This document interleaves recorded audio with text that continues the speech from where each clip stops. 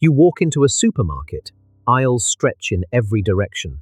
Thousands of brands, dozens of labels. You pick a shampoo, a cereal, a bag of chips. You feel the freedom of choice. But look closer.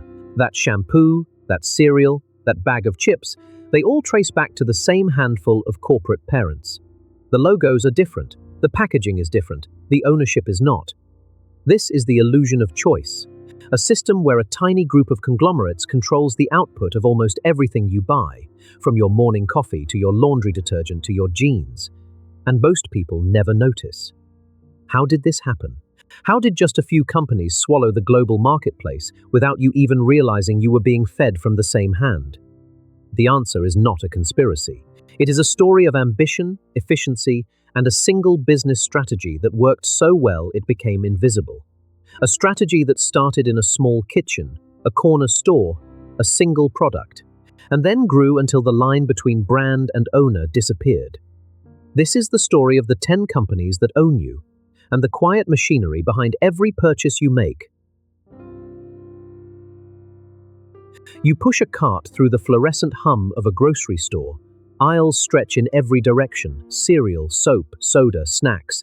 Thousands of labels, each promising something different.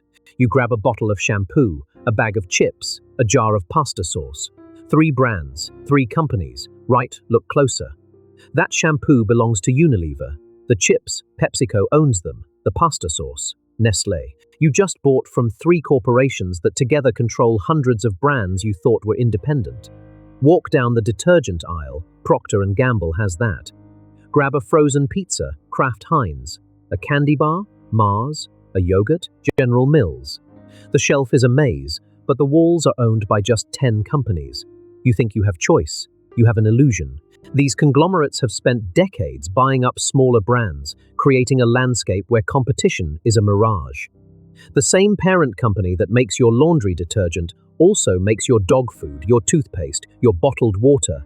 You never notice because the labels don't say Nestlé or Mondelez, they say Purina or Oreo. The names are different, the owner is the same. But how did this happen without anyone noticing?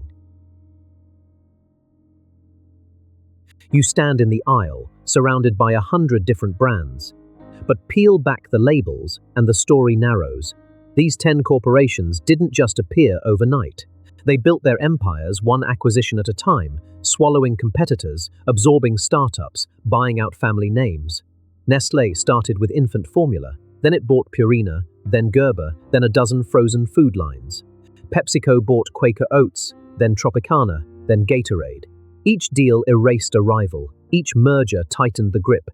But here's the twist. The very strategy that made them giants also made them invisible. You don't see the parent company on the package. You see a friendly logo, a heritage name, a local feel. The illusion is deliberate. Unilever owns everything from Dove soap to Ben & Jerry's ice cream, but you'd never guess they share a boardroom. Procter & Gamble controls Tide, Pampers, Gillette, and Oral-B. Yet each brand feels independent. Therefore, the supermarket becomes a stage. The same handful of actors wear different masks. And the audience, you never sees the script. What does this mean for the products you actually see and the ones you don't? Subscribe to uncover the hidden forces shaping your choices. You pick up a jar of jam. The label says small batch, family recipe. The story feels personal. But the company that owns it, one of a handful of global titans, that organic salsa with the hand-painted logo, same parent. The premium pet food with the rustic packaging, same parent. The toothpaste promising natural ingredients, owned by the same corporation that makes the chemical-laden one. The Kraft beer in the corner cooler, often owned by a beverage giant. These corporations don't just own the big names, they own the ones that look like they don't belong to anyone. Therefore, the shelf is not a marketplace of ideas, it's a stage. And the actors are all employed by the same few directors. You thought you were choosing between David and Goliath. But David is just Goliath in a different costume. The illusion is carefully maintained. The small batch aesthetic, the founder's story, the local sounding name, all designed to make you feel you're supporting an underdog. Yet the profits flow to the same headquarters. So how does this hidden ownership shape what you buy? You reach for a box of cereal. The logo is bright, the name familiar, but the company that owns it also owns your toothpaste, your laundry detergent, and the frozen pizza in your cart. That same corporation likely controls the brand of bottled water you drink and the shampoo in your bathroom. You didn't choose 10 different companies, you chose one, and you never saw its name. This is the consequence of consolidation. When a few giants own everything, competition doesn't vanish. It becomes a puppet show. Shelf space is bought, not earned. A smaller brand with a better product can't get a foothold because the big players pay for prime placement. They can also squeeze suppliers, dictate terms, and raise prices without fear. You pay more, but you have fewer alternatives. Innovation suffers too. Why invest in a new formula when you can just buy the startup that invented it and then quietly shelve it? The patent disappears. The product never reaches the market. The illusion of choice protects the status quo. You see dozens of options, but they all answer to the same boardroom. The result is a system that feels open, but is tightly controlled. Every aisle, every screen, every shelf, curated by a handful of executives. You are free to pick any brand you want, as long as it belongs to them. Is there any way to escape this system? You reach for a jar of peanut butter. The label is warm, hand-drawn, like something from a farmer's kitchen. But the company that owns it also owns the crunchy, the creamy, the organic, and the budget tub. They own the competitor on the next shelf. They own the brand that looks like a local startup. They own the one that claims to be family-owned. This is the strategy. Multiply faces, erase the parent. Each brand gets its own personality, its own logo, its own story. The corporation stays in the background, a silent puppeteer. They acquire a beloved small brand, then leave the name, the packaging, the recipe untouched. You never notice the switch. Loyalty stays with the label, not the owner, but the illusion runs deeper. These 10 conglomerates don't just own food. They own soap, shampoo, toothpaste, laundry detergent, pet food, jeans. You walk through a drugstore, a department store, a supermarket, and every aisle feeds the same handful of parent companies.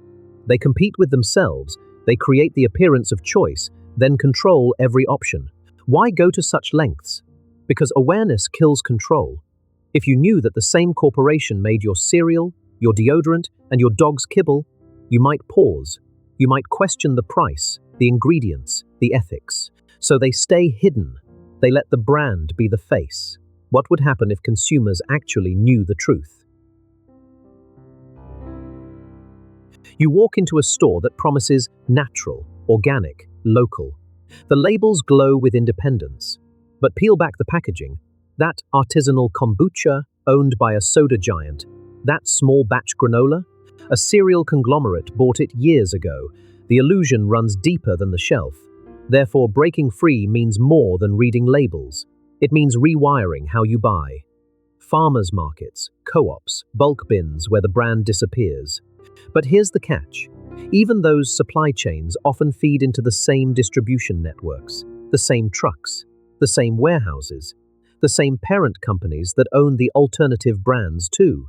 You can try.